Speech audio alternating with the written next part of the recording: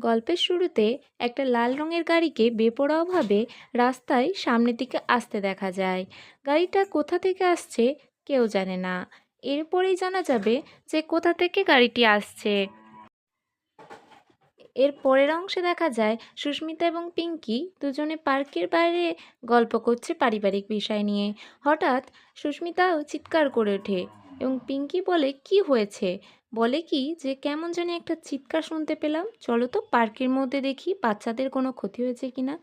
পার্কে সবাই ছিল, চিন্টু, পল্লবী আর রিয়াও, কিন্তু দুজনকে খুঁজে পাওয়া যাচ্ছে না। আর চিন্টুকেও হতাশা মনে হচ্ছে। এরপর চিন্টু কাকিমাদের কাছে এসে সব কথা বলে যে কীভাবে লালি আর পলি লুকাতে গিয়ে আর তাদের খুঁজে পাচ্ছে না, তারা খেলছিল লুকোচুরি খেলা। এই সময় দেখা যায় যে গাড়িতে করে কোথাও যেন কাউকে নিয়ে যাওয়া যায়।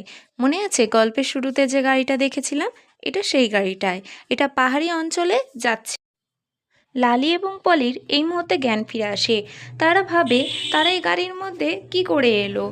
এরপরই দেখে খাবার সব।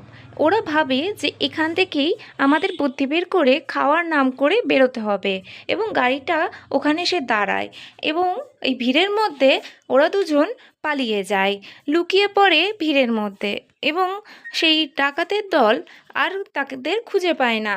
এরপরে তারা বাড়ি ফিরে আসে। এখানেই এদের দুই বান্ধবীর সাহসিকতার পরিচয় পাওয়া যায়। এই গল্পটি একদমই নতুন গল্প। এরকম গল্প চাইলে আর